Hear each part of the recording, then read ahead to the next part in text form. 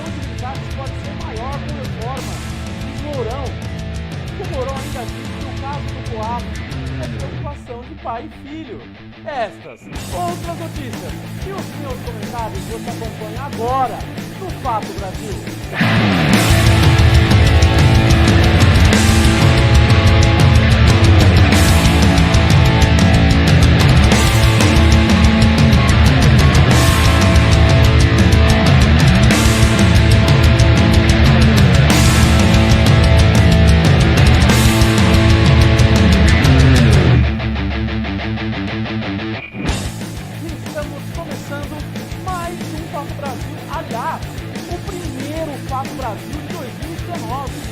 Obrigado pelo carinho do seu convite. Hoje nós já estávamos tentando um pouco mais tarde. Nós tivemos que fazer alguns ajustes aqui, durante a hora do esporte, mas não tem problema, já está tudo resolvido. E agora você vai estar sabendo das principais notícias. Lembrando que o Fato Brasil, o seu jornal diário, segunda a sexta-feira aqui no Brasil, sempre ao vivo, trazendo para você um resumo das principais notícias do dia. Ou seja, você ficou fora o dia todo, trabalhou o dia todo, mas se for tendo as suas preocupações desse inteiro, você pode chegar à noite na sua casa, às 10 horas da noite, durante 10 horas da noite, e acompanhar o resumo, e claro, os meus comentários. Vamos mandar um abraço para a Andréa Castro, né? Um beijo, Andréa, para o Gabriel Freitas também, um beijo para todo mundo que está me assistindo aí, eu sei que para toda a galera que está no TV Brasil aí, que está me acompanhando, para minha mãe, e hoje o beijo ele é especial para minha avó, Dona Margarida, porque hoje ela está fazendo 65 anos, tá? De 7 pontos. Então, ó, beijo, Dona Margarida, um beijo para todos, um grande abraço a todos. Fica aí, nós vamos ter bastante coisa nesse programa aqui, bastante coisa.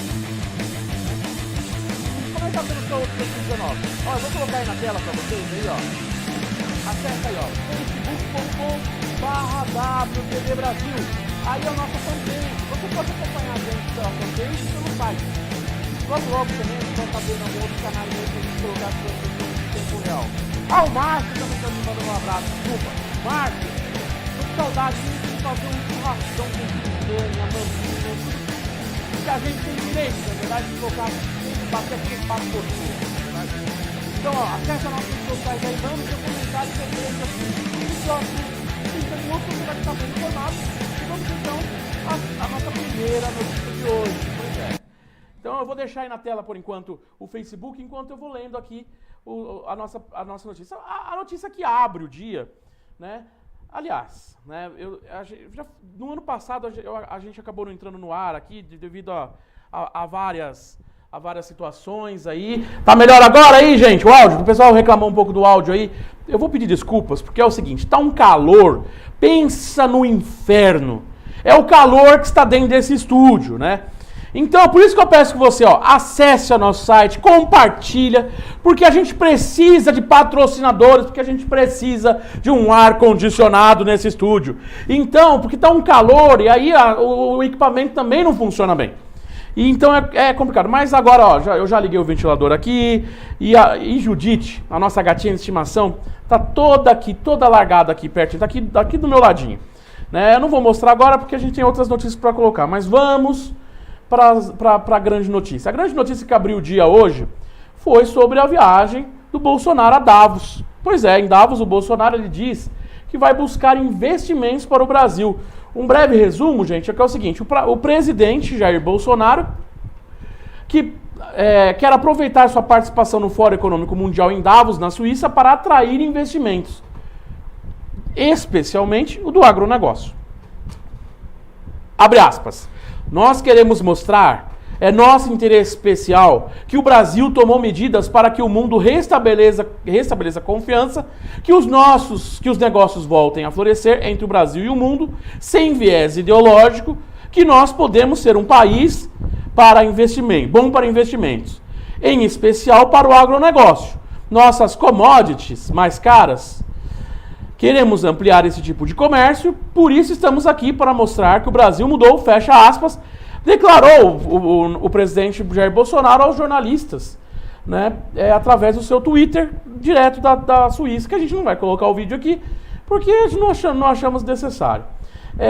Indagado pelos jornalistas, né, o presidente Jair Bolsonaro não quis antecipar o encaminhamento do programa de privatizações, que é a grande expectativa que está se tendo sobre as questões das privatizações no governo. Lembrando que o governo passou de um viés semi-liberal para um totalmente liberal, de acordo com as questões que foram apresentadas pela equipe econômica do atual governo. Então, espera-se, de fato, um plano para privatizações. Enfim, vamos vender o Brasil inteiro, resumindo.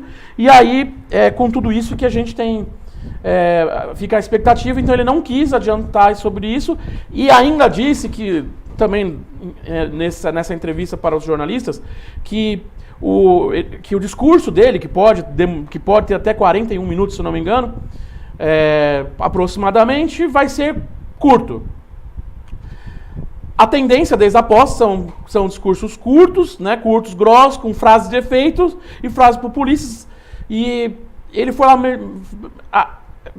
Eu acho engraçado, assim, eu vejo que o presidente ele tem essa questão de falar assim, nós não vamos ter viés ideológico. Eu só gostaria de deixar no ar uma pergunta, e você pode colocar isso, se você concorda ou não comigo aí no Facebook do Fato Brasil, aí, facebook.com/WTVBrasil. Ele disse que não vai ter, foi lá para apresentar o Brasil, que o Brasil está pronto para fazer um negócio sem viés ideológico. Quando que tivemos viés ideológico para fazer negócio? Voltando ainda um pouco, no discurso de posse do Bolsonaro, só comentando um pouquinho, o Bolsonaro mesmo disse que o comunismo acabou no Brasil, que é uma ideologia. Quando que a gente foi comunista no Brasil? Só. Eu vou deixar essas palavras para que você me responda, para que você pense junto comigo. Então, ele foi lá afirmar para o mundo, porque o mundo está muito preocupado com o nosso viés ideológico aqui no Brasil. Né? Não vou investir no Brasil, que o Brasil tem um viés ideológico. Então, agora o Bolsonaro foi lá dizer que a gente não tem mais. Agora acabou. Agora acabou, não tem mais viés ideológico.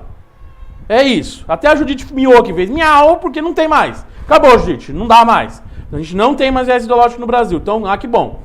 Legal. Maravilhoso. Como é bom ver um presidente falando umas coisas assim, né?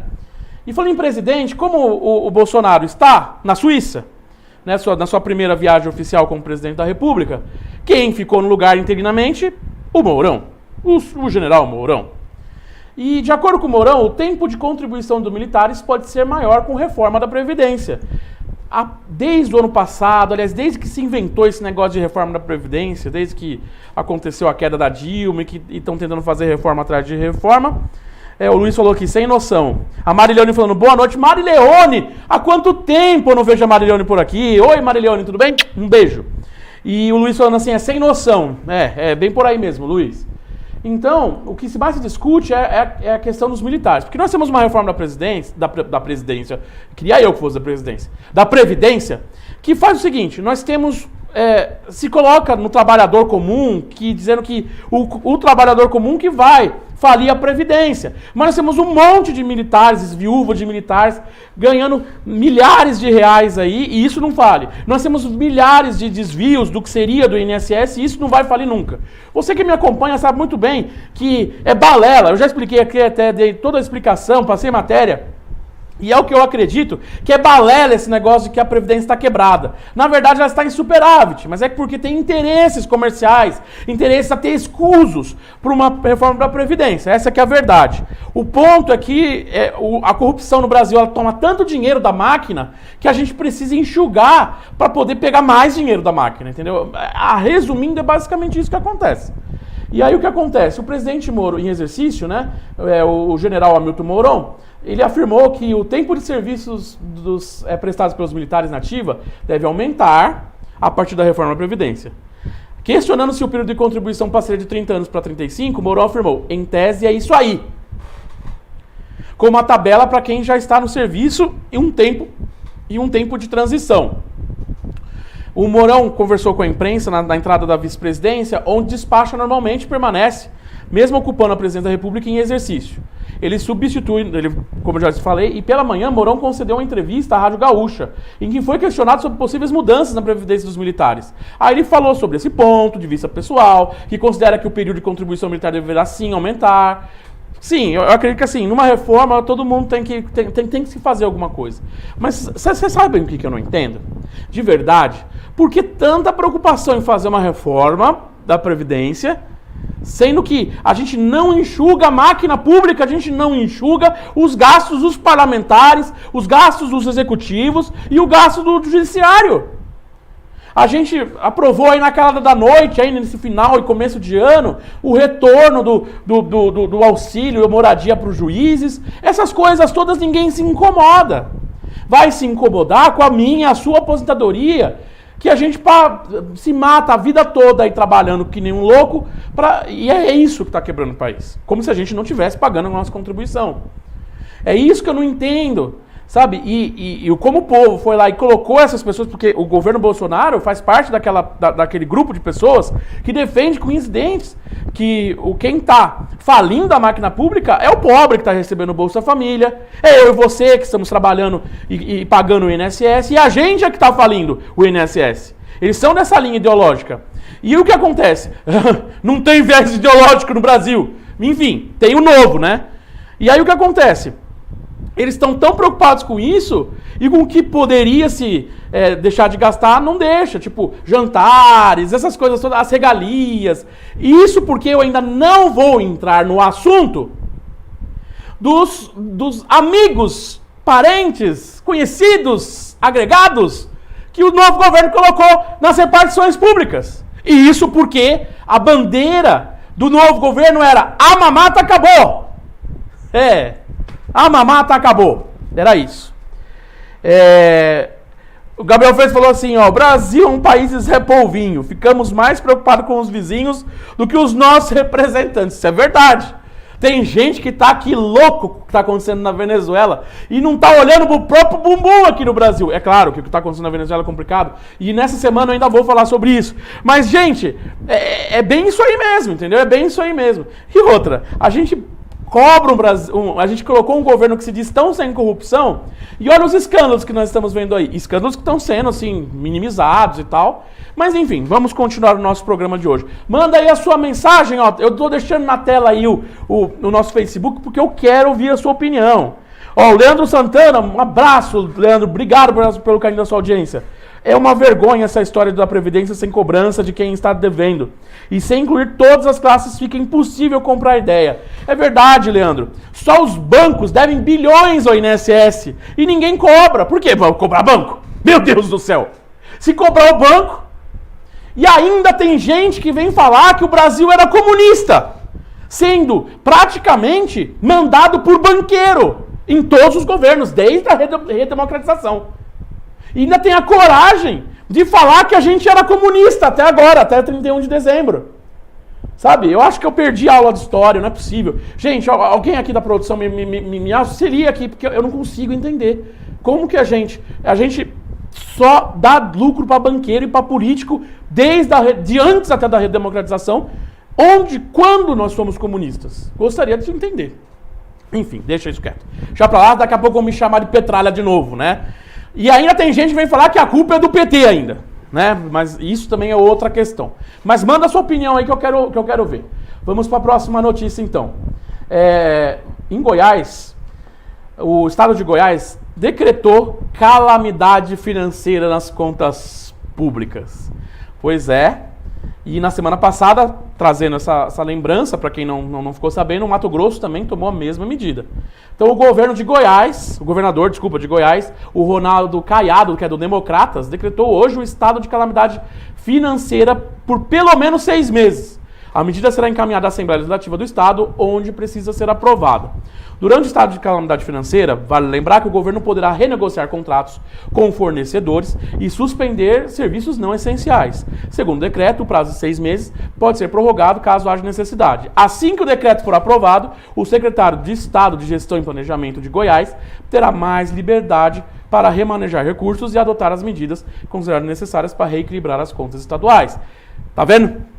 O que são as contas estaduais? Isso aí é má gestão. Simplesmente má gestão. Ah, mas foi o governo anterior que recebeu. Mas, gente, isso é uma bola de neve. Os estados estão falidos e o governo federal andando praticamente na mesma sintonia. E dizem que a culpa é sua e é minha. Ou é, nesse caso aqui de Goiás, de quem mora em Goiás. Se tiver alguém que mora em Goiás e esteja me assistindo, manda uma mensagem aí. Se tiver assistindo gravado no YouTube, também põe uma mensagem aí que a gente manda um abraço. Mas vocês estão vendo a questão? O fato é que está todo mundo reclamando que está sem dinheiro. Por quê? Porque gastou-se demais e o planejamento financeiro. Não, houve emergências. Que emergências que houve? A gente teve terremoto, maremoto em lugar aí, terremoto em outras coisas aí, a gente não vê esse gasto de dinheiro. Aqui não tem nada e a gente está gastando dinheiro. O que aconteceu em Goiás para chegar nesse estado? Improbidade, obviamente, má gestão. E o que o povo de Goiás vai fazer? Deveria estar cobrando os seus governantes. Não é isso que eu estou vendo. Mas fica aí o viés. Eu acredito que um dia, talvez, você que me assista aqui, se eu conseguir transmitir pelo menos um pouquinho um pouquinho de consciência política e participativa, eu já fico feliz. Esse é o meu objetivo quando eu critico aqui a polícia. A polícia não, a polícia, ó. Deus me livre de criticar a polícia aqui depois. Que eu critico a política. E falando em política, naturalmente que eu não poderia deixar de comentar isso. O Fux, né, o ministro Fux, envia à primeira instância a ação do Movimento Brasil Livre, o MBL, daquele japonesinho lá, contra a candidatura de Renan Calheiros. Engraçado que uma vez na vida o MBL está fazendo uma coisa que realmente é correta. O MBL entrou com uma ação no Supremo para impedir a candidatura do Renan. Aí eu vou dizer assim, eu não vou dizer que isso aí é mérito do MBL não, porque na verdade o Renan, eu não sei o que ele está fazendo lá ainda. Tem alguns dinossauros na nossa política, como o Renan, que eu, que acompanho política há alguns anos já, não consigo entender o que esse cara está fazendo lá.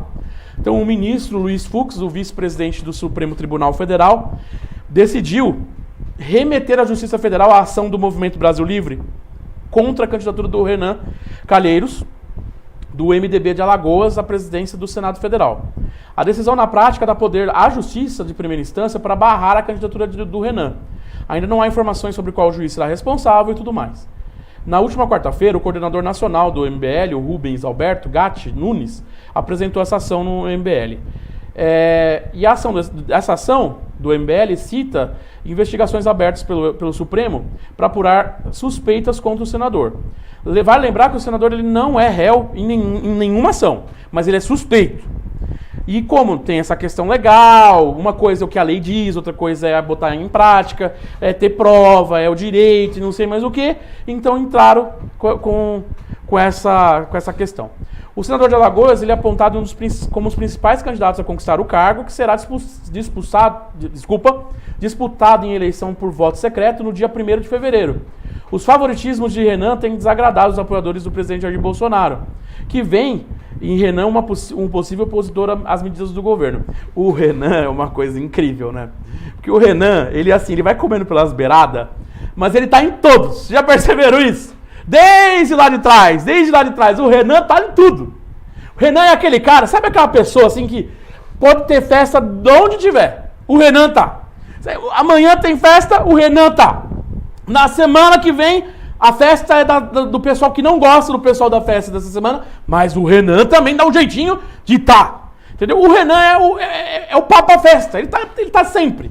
E é engraçado que ele é um cara que ele sabe do poder que ele tem, né? Porque ele é um cara que é um político forte, né? Não vamos dizer, eu não vou aqui defender o Renan, né? Deus me livre de fazer isso, né? Um dia chegar lá na porta de São Pedro falar assim, Vitão, você falou bem do Renan, então você não vai entrar. Entendeu? Não quero ter essa culpa. Mas eu devo admitir que o Renan, ele é uma pessoa assim, é um sabonete que cai em todo ralo, assim, sabe? É um negócio que eu vou dizer pra você. É um negócio impressionante. Eu fico impressionado com isso. Com como o cara tem, com a maleabilidade do Renan. É uma coisa que me impressiona. Não te impressiona também? Fala aí comigo, olha, facebook.com/WTV Brasil. Fala aí comigo sobre o Renan. O que você acha do Renan? que você acha de continuar lá? Ê, Renan. Renan sobrevive sempre, né? E aí, agora vou voltar aqui pro pessoal de São Paulo. Em São Paulo, a gente elegeu o Dória. O João Dória, que abandonou o cargo de prefeito Desculpa, abandonou não. Abandonou o cargo de prefeito de São Paulo para poder concorrer ao governo do estado e ganhou o do governo do estado aqui para completar mais quase 30 anos de PSDB aqui. E o Dória, ele foi para Davos junto com o Bolsonaro. O Dória é esse que se auto-intitulava no seu horário político como Bolsodória, né? Eu vou dizer para você, quando eu via isso, eu tinha vontade, eu ficava verde, né? Vamos deixar só isso aí pra gente não ter uma complicação aqui. E ele foi buscar investidores estrangeiros para o metrô de São Paulo, estradas, aeroporto e o Butantã. Então o governador ele vai fazer 2 palestras e tal. Enfim, resumindo, essa é a primeira das milhares de viagens que o novo governador vai fazer, porque na época que era prefeito, ele dizia que governava São Paulo pelo celular. E é o que a gente vê. Muito provavelmente agora você, do resto do estado, vai conseguir ver na pele o que é ter o Dória governando alguma coisa. Se é que a gente vai ver um governo. Porque aqui em São Paulo a gente não sabe o que é um prefeito desde que o Dória entrou. Porque a cidade, ela tá até hoje abandonada. O vice, quem é o vice? Você conhece o vice? Porque, desculpa, mas não tenho visto a prefeitura trabalhando. Aliás, a gente vê quando aumenta o preço do ônibus, por exemplo, causando caos aí, porque as pessoas elas não têm nem dinheiro para comer direito e ainda você sobe acima da inflação o ônibus com uma desculpa, que a culpa é do povo. A culpa é minha, que o ônibus é caro, porque eu ando de ônibus, eu não posso andar de ônibus, né? O bilhete único e não sei o quê, tudo é culpa, né? Não é culpa de ninguém. A gestão, ninguém fala nada. Então, assim, eu acredito que São Paulo, assim, o pessoal de São Paulo vai se sentir um pouco carente. Sabe, eu acho que tem a gente gosta aqui em São Paulo de sofrer, sabe? Eu acho que o símbolo de São Paulo não tinha que ser aquele brasão, sabe? Tipo, não comando, sou comandado, escrito em latim. Não tinha que ser isso, tinha que ser uma chibata. Porque o povo de São Paulo, ele gosta de, não é chibata, não é a chibata do padre, sabe? Aquele padre que fazia antigamente tinha muito isso, né? Na Idade Média, né? O padre ia lá, achava que tinha pecado contra a carne, aí ele catava uma chibata, um laço e ficava se auto-flagelando, sabe? Aquela coisa assim. É basicamente isso que tinha que ser o símbolo do estado de São Paulo e da cidade de São Paulo. Porque aqui a gente não aprende. Na verdade, eu acho que o Brasil, no modo geral, é assim. Mas a gente gosta de sofrer aqui em São Paulo. Então é basicamente isso. Então, ter botado Dória aqui no governo do estado é basicamente a gente catar uma chibata e ficar se autoflagelando. E agora ele já foi lá para fora para falar, para pegar investidores para o governo. Afinal, a gente não paga imposto aqui, não tem dinheiro aqui para fazer nada, né? O dinheiro aqui tem que ir para outros lugares escusos. Tem que buscar de outras iniciativas, né, Dória? Enfim, é isso. E o FMI, ele elevou o crescimento do Brasil em 2019, né, a projeção de 2,5%, mas reduziu a projeção para 2020 para 2,2%, a projeção de crescimento. Então o Fundo Monetário elevou a perspectiva do crescimento do Brasil, levando em consideração que nós tivemos uma queda muito grave há 3 anos atrás, então ainda não cresceu o suficiente para a gente dizer assim, pronto, agora vamos sair da crise. E, para terminar o programa de hoje, antes de falar o meu assunto final, aqui ó, a Vitória Keiko diz assim, adoro sua irreverência, parabéns. Professora Vitória, um beijo pra você, é só isso. Tamo junto, hein, tamo junto. E o Gabriel de Freitas diz assim, só tem Highlander na nossa política, é verdade. A nossa política tá cheio de Highlanders, cheio de tudo que você possa imaginar. E aí a professora Vitória diz assim, escancare tudo, Vitão, cacetada neles, é isso. Aqui você vai ver a verdade, vai ver a opinião com nível, é isso. Sabe, aqui não tem mimimi, aqui não tem nada disso. Aqui é opinião séria, opinião construída e sempre com a sua opinião como sendo a base mais importante, tá certo? E eu vou fechar o programa de hoje com os meus comentários finais com essa notícia aqui. O Mourão, que é vice-presidente, que está interinamente ocupando o cargo de presidente da República, disse o seguinte, diz que caso o COAF é preocupação de pai para filho. Para o presidente em exercício, o tema envolvendo Flávio Bolsonaro não é assunto do governo. É caso de pai para filho.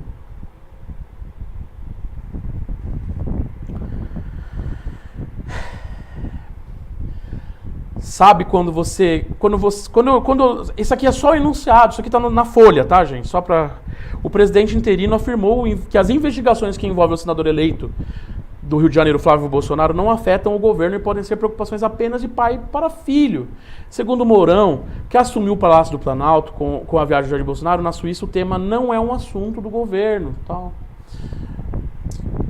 Flávio, pede desculpa. É isso. O que a gente aprendeu? Que quando é da turminha aí do novo governo, se você faz uma coisa errada ou que parece que é errada, só pede desculpa. Pede desculpa logo. Pede. Ah, gente, vai lá na Record. A Record virou o novo veículo de porta-voz, né, do governo. E pede desculpa. Que com certeza vão perdoar, né? Vão perdoar. Sabe, gente, quando eu vejo isso aqui, quando eu vejo essa notícia, né, essa coisa, Mourão diz que caso COAF é preocupação de pai para filho. Sabe quando você tem vontade de ter uma autocombustão? Sabe? Quando eu vejo essas coisas acontecendo na nossa política, vendo como as pessoas estão tratando esse novo governo, que tem tanta sujeira quanto tinha o outro, e eu tenho vontade de pegar fogo espontaneamente. Sabe, pegar fogo, assim, morrer. Sabe, ter um ataque, um AVC, alguma coisa desse gênero. A vontade é de falar assim, gente, alguém me bate porque eu devo estar dormindo. Não é possível que as pessoas estão vendo isso acontecer e não tem uma viva alma na rua reclamando. Será possível? E se você reclama, você é chamado de comunista, petralha, vermelho e tudo mais pra frente. E se por acaso pegar umas 20 pessoas e protestar, ainda toma um pau da polícia. E ninguém quer nada errado, não é possível. Não é possível. Não é possível, não é possível. Eu acho que eu tô numa realidade alternativa. Quando que a gente passou pelo Stargate que ninguém me avisou? Quando é que a gente passou para a realidade alternativa que ninguém me avisou? Com essa crítica, eu espero que isso tenha acendido o seu senso crítico de você que me assista, que eu vou ficando por aqui. Amanhã eu tô de volta com mais Fato Brasil, às 22 horas em ponto aqui na WTV. Muito obrigado, um beijo para todo mundo, um abraço para todo mundo, um cheiro pro pessoal aí, e que amanhã eu tô de volta com mais notícias, com mais dor no estômago e com mais vontade de autocombustão. Tchau, pessoal. Até amanhã. Tchau, tchau.